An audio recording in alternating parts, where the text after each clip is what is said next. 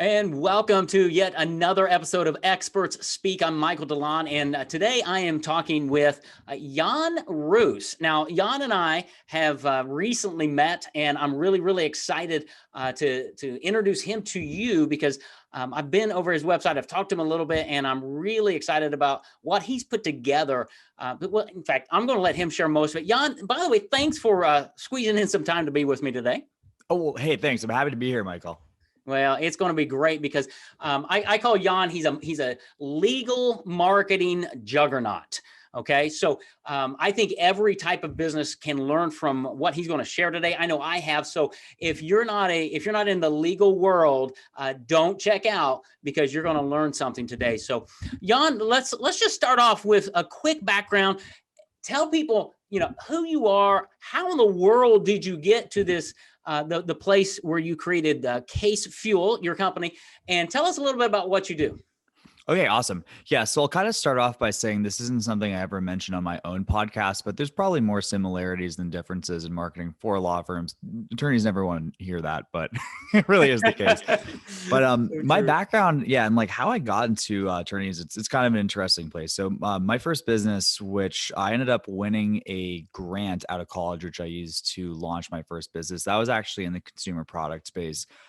We were actually in two separate markets, and we were kind of like one of the proto Amazon brands. And then I ended up exiting that after a couple of years. But it was really interesting. One of the things that I learned about that kind of experience is the first time I ended up investing into paid advertising using a consultant, I absolutely lost my shirt. So I pretty much hired this guy to do Google AdWords for the business. Knowing what I know today, we were never a fit for Google AdWords with the product that we had.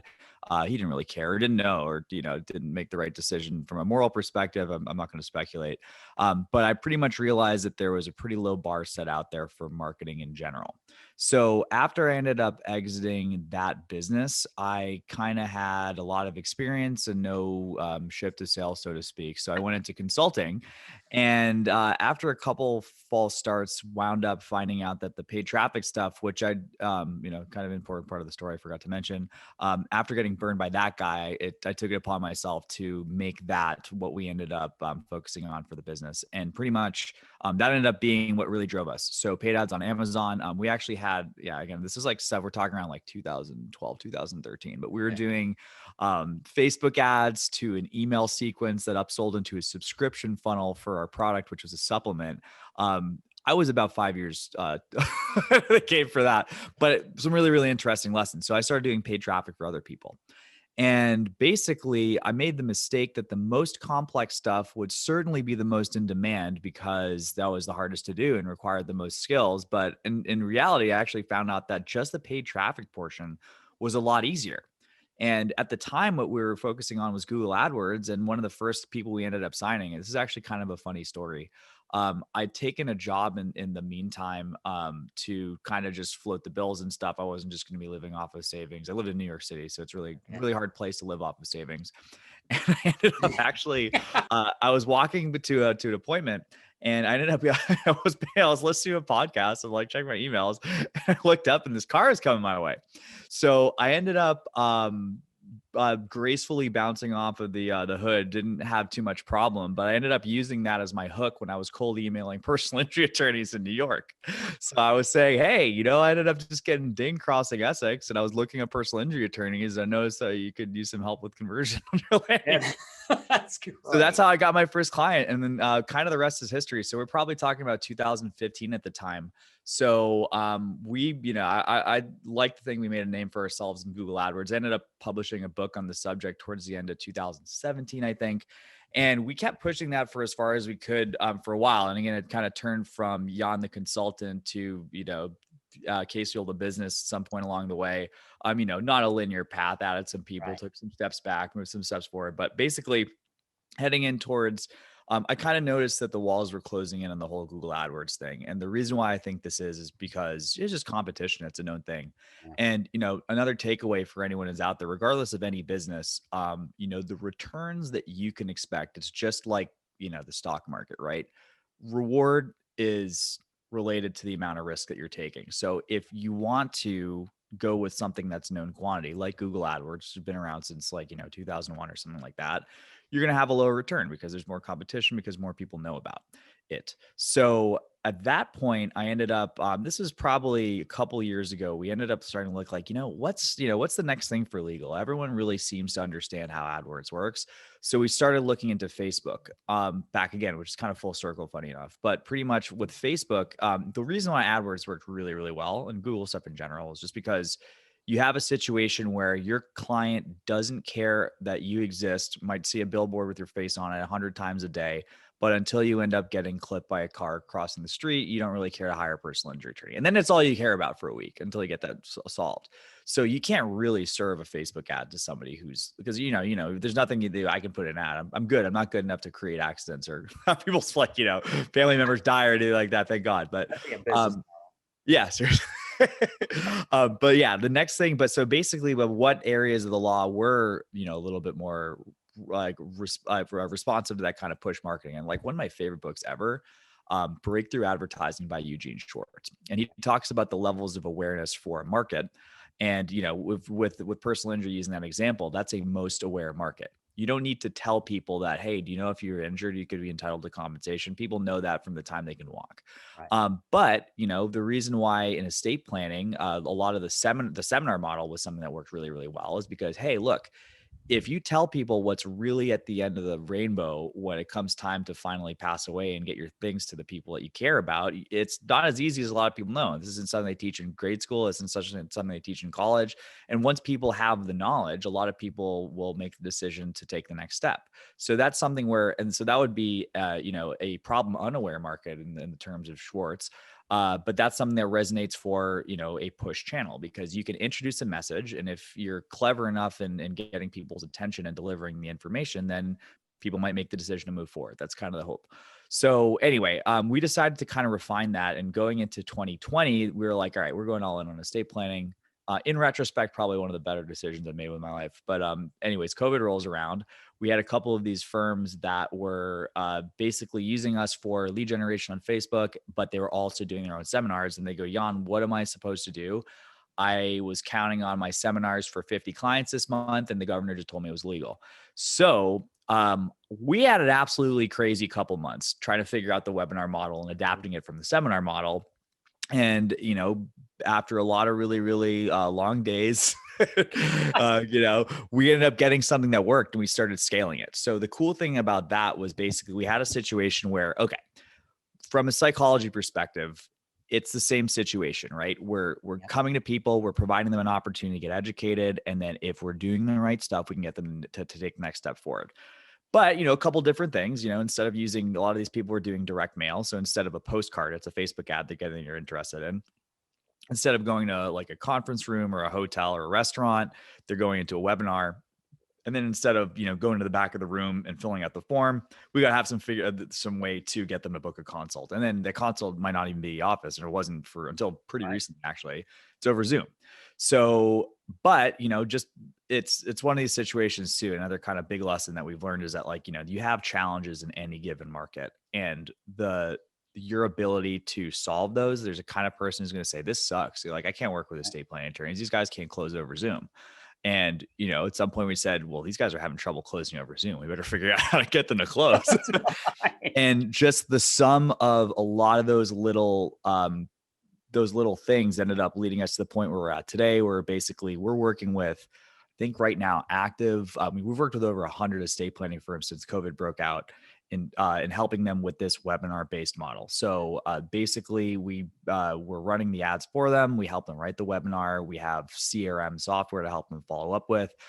We actually even have a program right now with ISAs, independent sales agents, where we can actually have people call the damn leads. So for the situation, you can show up for the consultation. And by the way, if you have trouble with the consultations, we've been doing a ton of work on helping people actually close those. So like I said, just kind of like a lot of those little problems that we solved have aggregated into becoming a, more and more fully fleshed out solution for turning cash into more cash. So that's awesome, pretty much at the end of the day. Wow. You had so many little bombs in there that I call hand grenades that are just, I hope people are listening, because you pivoted very quickly, but it took you some time to figure it out. But there's always an answer. There's always a way, right? And too many times business owners go, oh no, and they stick their head in their sand. It's like, no, let's figure this thing out. It's going to be a new model. And, we work with a lot of attorneys. I work with a lot of independent financial advisors who do a very similar model, a dinner party model or something. COVID came, wiped them out, flip to webinars. And what we're finding is that if you do it right, you can have great success through a webinar system, because people are still wanting the information and they want to bond with you.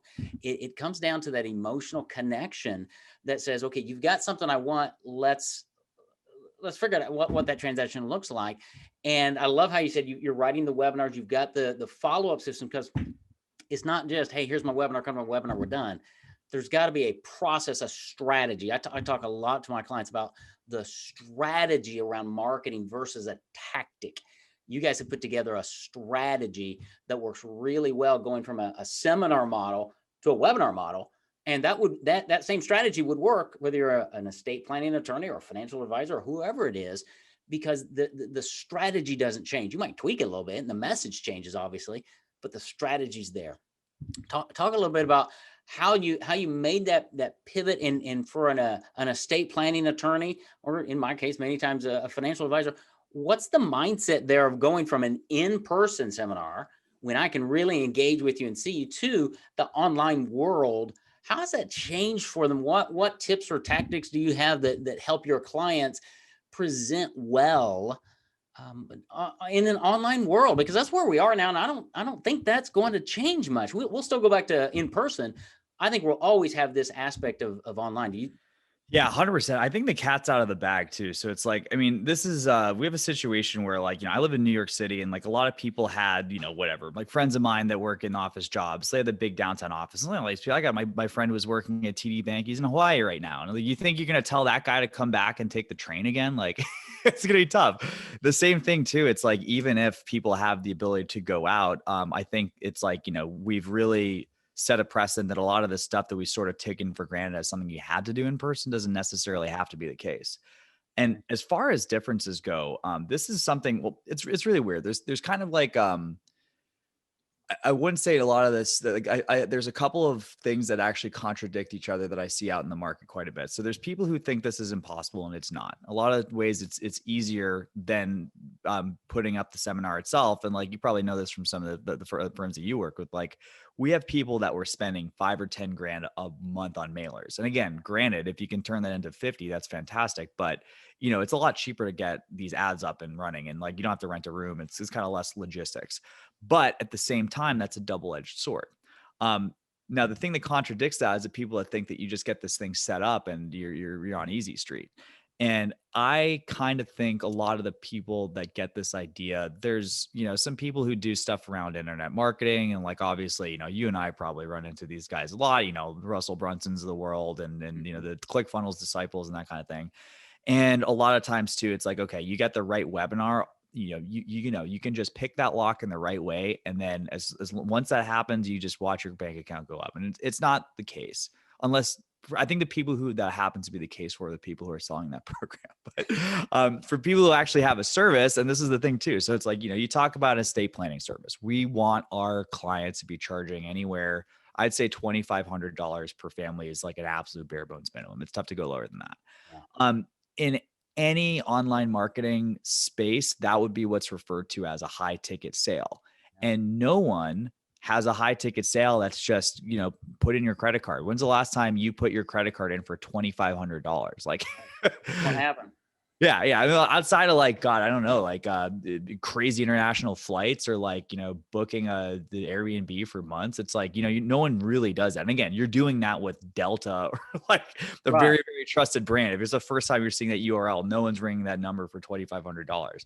But anyway, so the answer is really in between. So it's like, basically the webinar itself, the firms that are the most successful consider that a foot in the door. And speaking of doors, the biggest difference between a webinar and a seminar, in my opinion, is that the seminar, you have a door locked behind you. And you have the social expectation of, this guy bought me dinner. I can't really be on my phone this whole time or, run for the door when he asks for my money, because there's a lot of social pressure. So the thing is, we have less social pressure and less, physical constraint. So we need to actually have a presentation that's more engaging. So the bar is actually higher to get somebody to pay attention, in my opinion. It's higher to get somebody to pay attention when they're in their living room and their dogs and kids and mailmen are coming in at any given time. And at any point they can close out the window and turn Netflix on. Like, that's who you're competing against, like at the webinar that's being delivered at home. But again, that's like, again, one of those situations, there's people who would say, well, gosh, why not even bother? But, and the other time too, there's always a solution for it. So we've kind of went into this, and there's kind of a couple different things.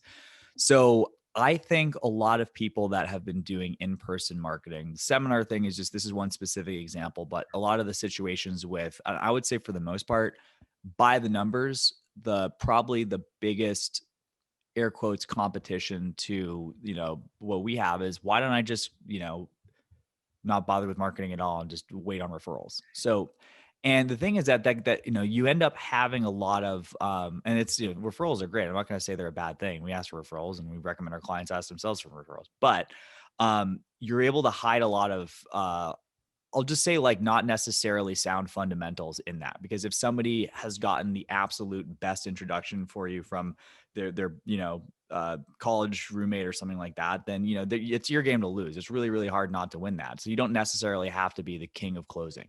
Similar situation.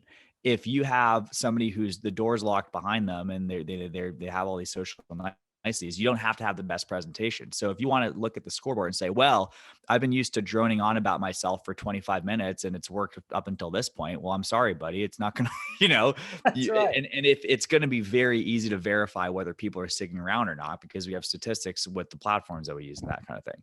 So to kind of overcome that, what we recommend, and like, this is a takeaway that you can have for any business.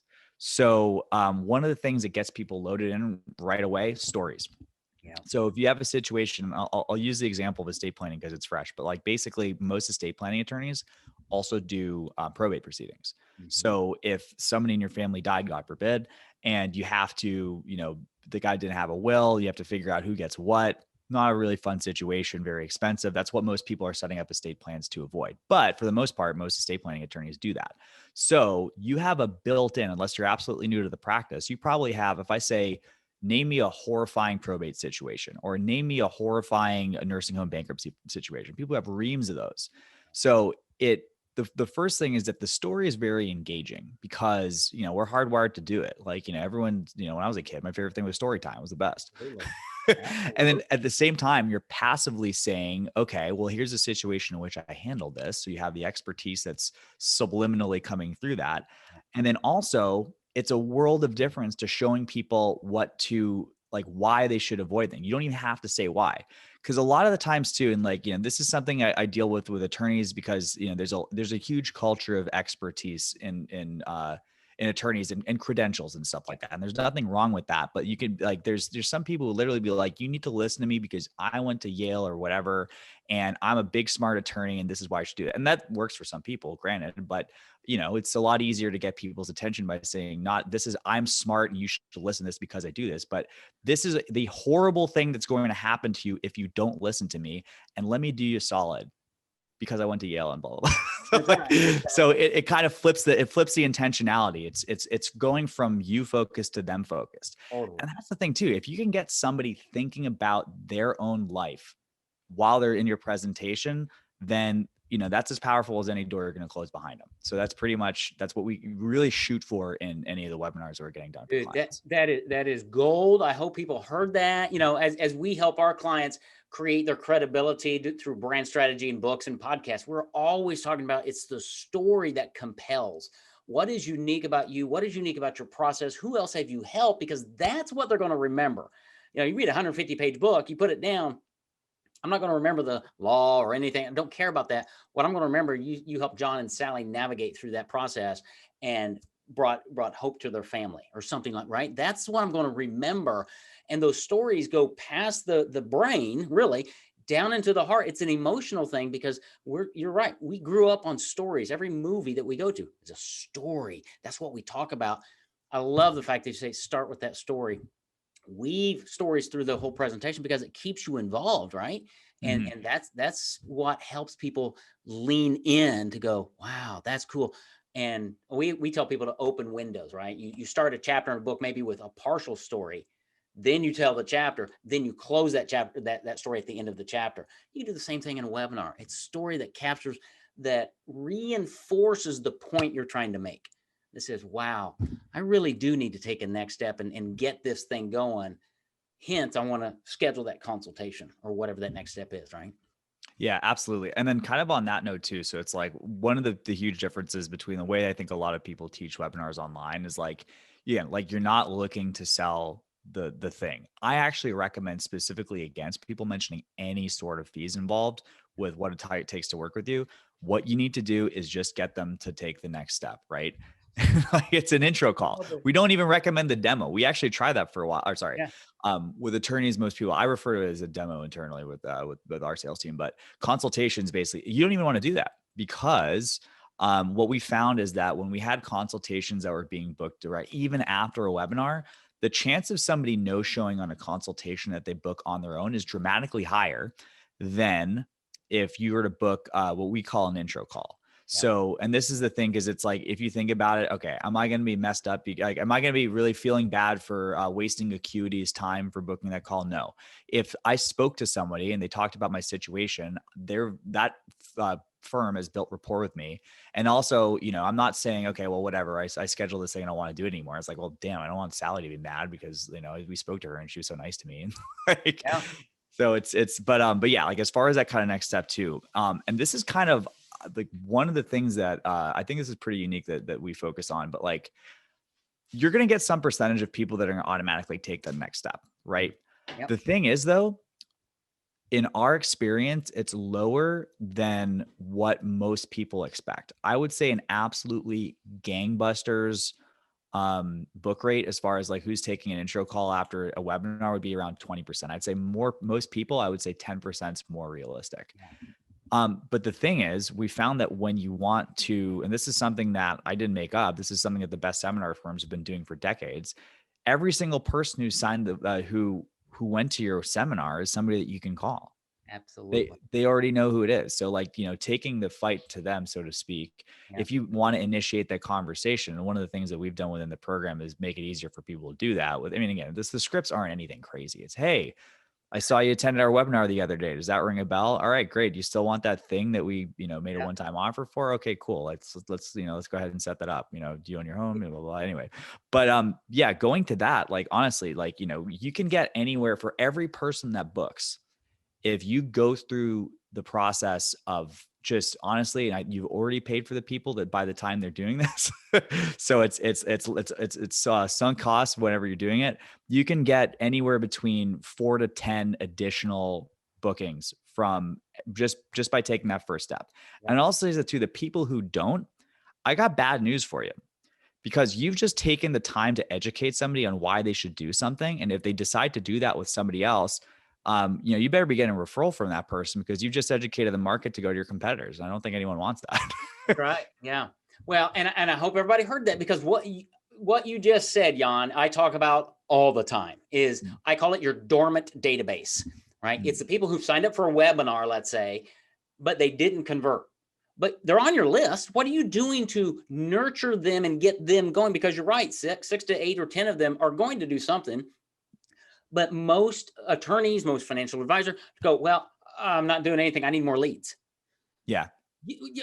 Yes, you need more leads, but what are you doing there? What kind of a funnel system do you have to stay in touch long-term? Because most people, especially estate planning, that's not something I wake up today and go, I'm going to put my estate in order. No, it's a process, right? I need you to educate me on the webinar, but also to feed me over the next few weeks or months, maybe through a system. In this case, I'd say an email-based system that might have other webinars, other trainings, other things you're doing to move me in the direction and go, you know what, I'm ready now. My wife and I were thinking about updating our estate back in November, and we're in April now. We haven't done it yet. Still in my mind. Life happens, man. 100%. And it's like, no one gets it. Like, oh yeah. Like, I mean, even with the point of, this is the thing. Like, I think a lot of the people that end up booking after the end of the webinar, it's like, they probably decided they were going to hire an attorney. Like, well, might as well see this webinar, see what it's about. Those are the kind of people. But at the same time too, like, your perfect example, it's like, I know the most people's strategy. And I always say, it's like, if you don't have a strategy for selling, you're going to default to the customer's strategy for buying. The average client's strategy for buying a estate planning service is to call attorneys, get personalized legal advice, and take as long as possible to make that decision. Because no one, like you said, no one wakes up, not to say I need to do this, but I need to do this for $3-5 grand. Like, most people are like, yeah, you know what? I'm going to hit the snooze button because I'm doing the mental calculus. I'm probably not going to die before I forget about this. But all right, so let's pause just for a second there, because the attorney that I'm probably going to hire to do this eventually, he's texted me once, I think, since our initial conversation. Yeah. 5 or 6 months, right? What if he would send me a monthly or a weekly email with a story of somebody he's helped, or a tragedy of somebody in my situation who called him but didn't get it done? Something happened. Now they called him and say, what can we do? And he's like, oh, I wish we would have done that the first time we talked, because now we're into this, right? Those stories would probably motivate me to call him and say, we really need to get this thing done, and I'll take a loan or what. But there's no follow-up. Yeah. And honestly, like a big part of the follow-up too, like we've seen absolutely garbage, like low effort follow-up. I mean, not to say like that's what we recommend anyone to do, but like there's an effect of just the mere exposure, right? You see the email, even if it's a headline like, oh, hey, like, we got a new office dog. Like, oh shoot, like I forgot to do the estate plan. And people kind of like, and this is the thing too, it's like, you got to treat every lead as somebody who wants to move forward until they've distinctly told you that they don't. Right. And it's like, the thing is that I feel like there's some people that have, they're kind of building up the prospect of being dodgy or avoidant or whatever. But in the reality is like, you got to understand that these people have complicated lives. You have a complicated life, Michael. I think you had every intention of moving forward, but stuff gets in the way. Happens for everyone. And I think it's going to happen more and more as we get, more distractions in the world. I think that's probably going to continue to be a more distracted person on average.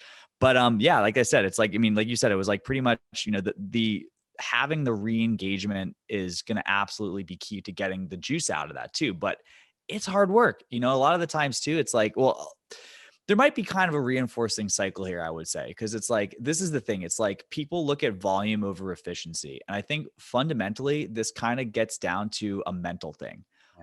There's actually, not to get like too deep into the weeds here, but like one of the things I studied in college was psychology. And there's this principle called the fundamental attribution error. Have you ever heard of this? I've not. Educate me. So yeah, in social psychology, it's called the fundamental attribution error because it's one of the most easy distinctions to make. In general, people are building a theory of whether something that happens is due to internal factors or external factors. Okay. If you're late to a meeting, it's because of the traffic jam. Right. If somebody's late to your meeting, why this guy didn't wake up earlier? What's the deal? So in general, we'll tend to overestimate how external factors work for ourselves and underestimate how external factors work for others, right? So the situation where somebody who says, I want more leads, like there's multiple levers that you can work on, right? If you go from getting 10% of people and you're only looking at the people who book automatically to 50% of people that are like, you can 5X this because of something that is in your control, or you can hope for 5 times better results from something external. Or what most people try to do is depends on the size of the business you have. You're always welcome to spend 5 times as much. Not what I usually recommend, but it's just like, throwing money or volume at the problem is rarely the easiest way forward. And even if it is, if you have that business that wouldn't mind folding your money in half 5 times, it's like you can do that for free, then 5X the budget and get 25. Right. So it's like people, but it's the same thing. It's like, I don't think people look to efficiency. Like in general, it's kind of an interesting thing that we found. Like, it's like, basically I think most motivation for people comes from like, it's very, very hard to like, batten down the hatches and be a drill sergeant to yourself or your team when things are going great or okay. Right. It's when you're up against the wall that you kind of realize where's the extra juice to squeeze. But those lessons can carry to the fat times as well. And they're going to make them even fatter times. So, just as far as looking inwards, as far as what process do you control? And like, it's another thing too, lead quality, right? Oh my God, only 10% of people booked on these. These are garbage leads. I better try the next thing, right? It's just like, if you kind of like, if, there's ways to act as if stuff is in 0% of your control or 100% of control. It's never 100% of your control. Right. But if you act as if, you're more likely to find things that are going to get you closer to that 100% mark. Absolutely. Yeah. And most of the time, I tell people all the time, most people, everybody's looking for the right audience, right? The right prospect. And I tell people, well, you'll be shocked that most people are the right people when you say the right things. Going back to your story and compelling them and having a webinar that's hitting that felt need and then following up, they become the right people. I'm the right person for this attorney. Yeah. Where is he? Yeah. No, it's the thing too. It's like, there's so much more control. I mean, the thing is that too, it's like, for anyone listening that has, implemented like none of the things that we've spoken about, like, how intimidated you feel by like the volume of information too, is how intimidated all your competition feels. The reality is there's pros and cons and this kind of goes full circle back to what I was saying earlier about kind of like the risk versus the reward, because these things are so hard to implement or hard to keep track of. It's a bigger advantage while people haven't done it. Look, I think there's going to be a time when this stuff is easier. I think technology makes it better. If you're the guy who was doing text messages to remind people in 2021, everyone's doing it in 2025, then, you got 4 years of an advantage, buddy. I would take that if I were, if I were you. So it's one of those situations. It's like, the challenge is the opportunity in a lot of ways. Absolutely. And on the webinars, as we start winding this up, I want to talk about, resources that you might have and how people can connect with you. But as I've talked with different of our clients who do webinars, I've watched some of the webinars they do. And it's like, dude, you don't sound like you. You're sounding like you're reading a script or something and you come across, it's like, no. I want to bond with you. You've got to deliver the right message and everything, but I want to know you, especially if I'm going to fork over $2,500, right? Yeah. Or do something major. I need to make sure I'm connecting with you. And that goes back to your Ivy League thing at the beginning. Don't tell me that up front. Tell me that at the back. That's icing on the cake. Yeah. Oh, wow. Okay. No. Connect with me. Don't think your webinar has to be some Hollywood production. It doesn't. I would rather have a webinar with maybe have a stumble once in a while, because I'm a real person. You'll bond with me. So just relax, deliver the goods, move them along at their pace, and you're going to find so much more success. And think about follow-up system. We preach follow up till they buy or die. Kind of what you said, right? Yeah, 100%. So talk to us. People have listened to this. They're going, okay, you said some things and we have just scratched the surface. I mean, I think you and I could be here for the next 8 hours. What do you have for somebody? Where can they get a hold of you? How can they get a little more information if they're, let's say, an estate planning attorney out there and they're struggling because they're not getting the bookings on their calendar that they really need and want? What do you have for them? Where do they get more information from you, Jan? Okay, gotcha. So I got a couple of things. So if there's that person with the immediate need, I would just recommend going to casefuel.com. We actually have an application right on the site if you're that urgent. But for people that are less hair on fire than that, we have our own webinars that we put out every quarter. You can actually see the same process. And here's like a little pro tip too. You kind of on your that note, Michael, about kind of the natural delivery. We use automated webinars, honestly. And I mean, it's the thing. I don't think the consumers are too ticked about it. At least it hasn't happened with the 100 plus deployments we've done. But for the situation too, it's like there's the outward impression that you're doing multiple of these per day. If like, you got hair and makeup and, the $1 million lighting is not plausible. Like you actually got to like make that. But so you can see exactly how we set it up. But also we've recently started, actually, if you sign up for the webinar that's on our website right now, we're giving away a course, which is how to close estate planning clients from a webinar. We found that there's a huge thing too. And like, this was kind of a huge realization, was that basically we realized that people were running their consultation process completely backwards. The first question out of most attorneys' mouths when somebody sits in their office is, what questions do you have for me? Which completely gives away the control. And you're not going to be in a position to ask, all right, cool, well, let's get this started, because you've not made yourself the expert, even though you think you have. But anyway, among other things, there's courses on how to address that. And that's totally free for now. We're probably going to start charging for that at some point, but for now it's free. So jump on it. Hopefully you're listening to this when it comes out.